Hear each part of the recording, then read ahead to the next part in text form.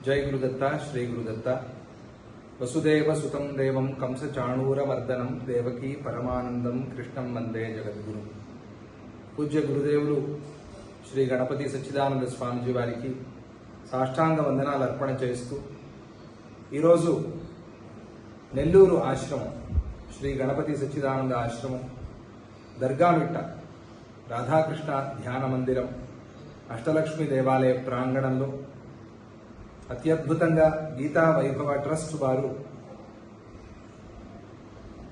నజీర్ భాషా గారి ఆధ్వర్యంలో 3000 మంది విద్యార్థులతో చాలా గొప్పగా గీతా వైభవం అనే పేరుతో భగవద్గీతలోని అతి ముఖ్యమైన 40 శ్లోకాలు పారాయణ చేయిస్తూ గీతా చాలీసా గీతా అష్టోత్తరాన్ని కూడా పారాయణ చేయిస్తూ ఆ కృష్ణ పరమాత్మ యొక్క ఆశీస్సులకు పాత్రులవుతూ ఉన్నారు.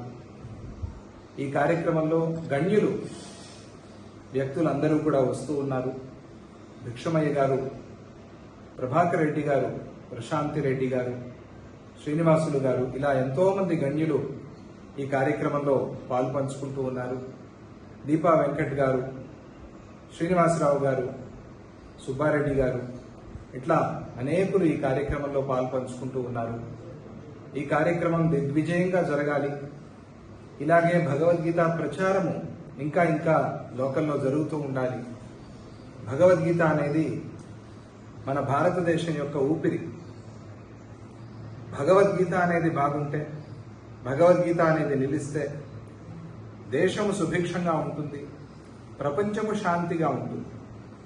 యుద్ధ సమయంలో ఉపదేశం చేసినప్పటికీ కూడా శాంతి స్థాపన కోసం, ధర్మస్థాపన కోసం భగవద్గీత పుట్టిందే తప్ప యుద్ధాలు చేయించడానికి కాదు, యుద్ధాలు మాన్పించడానికి. కానీ మరి అక్కడ యుద్ధం జరిగిందే అని అంటే అది ధర్మస్థాపన కోసం. యదా యదా హి ధర్మస్య గ్లానిర్భవతి భారత అభ్యుత్థానం అధర్మస్య తదాత్మానం సృజామ్యహం పరిత్రాణాయ సాధూనాం వినాశాయ చ దుష్కృతాం ధర్మ సంస్థాపనార్థాయ సంభవామి యుగే యుగే అని భగవంతుడే చెప్పి ఉన్నాడు. ధర్మస్థాపన కోసం, దుష్టుల్ని పరిహారం చేయటం కోసం భగవంతుడు అవతరించి కురుక్షేత్ర యుద్ధాన్ని జరిపించాడు. అదే సమయంలో భగవద్గీతను ఉపదేశం చేశాడు. ఆ భగవద్గీత నరుడిని, అర్జునుడిని ఉద్ధరించింది. అర్జునుడు అంటే నరుడు, నరుడు అంటే మనమందరము కూడా. మనందరి ఉద్ధారం కోసం, మానవాళి ఉద్ధరింపబడాలి అనేటువంటి సంకల్పంతో భగవంతుడు చేసిన ఉపదేశమే భగవద్గీత. అందుకే పూజ్య గురుదేవులు గణపతి సచ్చిదానంద స్వామిజీ వారు దేశ విదేశాల్లో భగవద్గీతని ప్రచారం చేస్తూ అందరూ కంఠస్థం చేయండి అని పిలుపునిస్తున్నారు. వేలాది మంది కంఠస్థం చేసి, చూసి చదివి, పరీక్షలు ఇచ్చి స్వామిజీ వారి చేతుల మీదుగా గోల్డ్ మెడల్ తీసుకుంటున్నారు.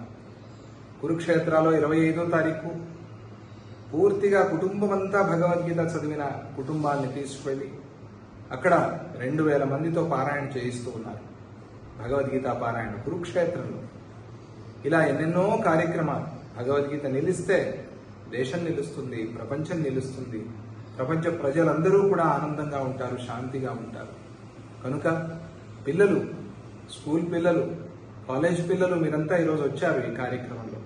తప్పకుండా ప్రతిరోజు భగవద్గీత గుర్తు చేసుకోండి, భగవద్గీత చదువుకోండి. భగవద్గీత కించిదధీత గంగా జలలవ కణికాపీత అంటారు శంకర భగవత్పాదాచార్య స్వామి గారు. భగవద్గీతలో కొంచెం మనం చదువుకున్నా చాలు, కొంచెం చెప్పుకున్నా చాలు, కొంచెం అర్థం చేసుకున్నా చాలు. ఆ కొంచెమే మన జీవితాన్ని ఉద్ధరిస్తుంది, ఎంతో మేలు చేస్తుంది.